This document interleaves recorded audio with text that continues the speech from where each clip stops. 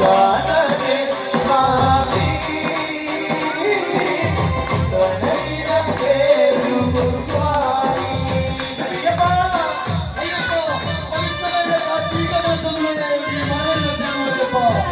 మండల రోజుల పాటు నేను పూజలు చేశాను అయ్యప్ప అయ్యప్ప రెండు స్వామిని ఇరువురు కట్టుకొని కొన్ని వస్తున్నాను అయ్యప్ప ఒక్కసారి కట్టుకోను స్వామి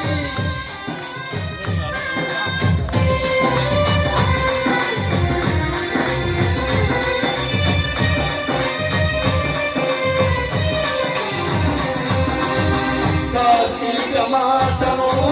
నీ మాలనే